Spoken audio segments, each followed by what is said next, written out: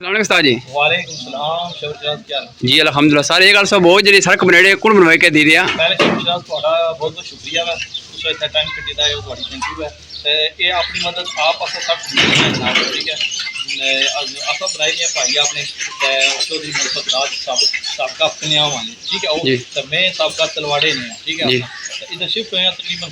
2 साल हुई कि इधर शिफ्ट हुए सर कोई तुसों सियासी लीडर ने कोई नहीं टच होई के सर को नहीं सारी सियासियों के आख्या जनाब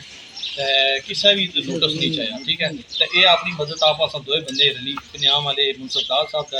आसा भाई आप रली बनाई ए जे दूध है म्यूनसिपल कमेटी चकसवाड़ी जैसी उन्होंने गलबात करती थी उस कमेटी जश्नी है जी उन्होंने गलबात करती सर के एप्लीकेशनां दी सन काफ़ी दफा दी जी कि हुन काफ़ी टाइम हो गया दी सन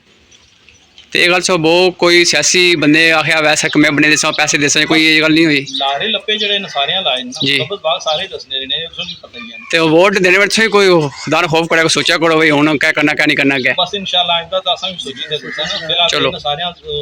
वोट पीपल्स पार्टी की दी हुई चलो शुक्रिया उस्ताद जी अल्लाह पाक से कामयाबी दे माशाल्लाह बहुत अच्छा काम कर रहे हैं अल्लाह ताला से बुजुर्गों से दे सरपंच से दे जिन्होंने माशाल्लाह बहुत पैसा दिलाया ते कितने फुट होसी उस्ताद तकरीबन 250 से 300 फुट है 300 जी ऊपर ही होनी चाहिए चलो थैंक यू जज़ाकल्लाह अल्लाह पाक से खुश रखा थैंक यू अल्लाह हाफिज़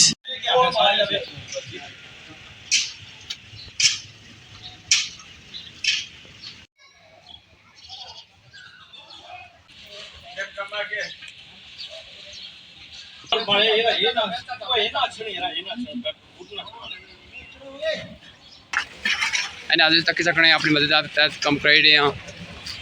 कारी हाफिज आबद साहब और चाचा मंसूर बने पे नाल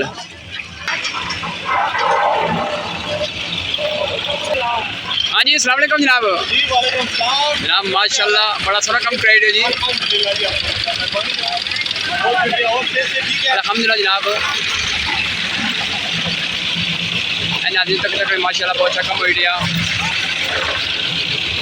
नाज़रीन इधर दसा क्या करी दे उस्ताद कुछ बोलो अस्सलाम वालेकुम चाचू क्या हाल है ठीक हो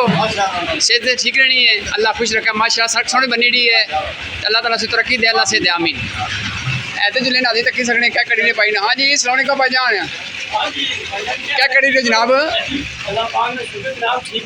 ये क्या करी रहे हो ब्रिटिश आए हैं तो आवाम की खिदमत कर रहे हैं चल बड़ी मेहरबानी अंडी भी कर रहे हो हाजी बनाई है जनाब आए दिन बरकर इना वास्ते जनाब असा को खिदमत से आसा कर कर मैं ना जनाब तो रेस्ट करो मैं बनाई देने ने भाई मैं खिदमत कर रहा हूं ना क्या बना रहे हो जनाब बनाई रहे लाम बनाई रहे हैं माशाल्लाह माशाल्लाह ये गोश्त हो जासा चलो इन्हें खोलिए आज भाई गरीब बंदे को तो दबाव जैसी चंगा कम कर हां जी चलो अल्लाह खैर करे जज़ाकल्लाह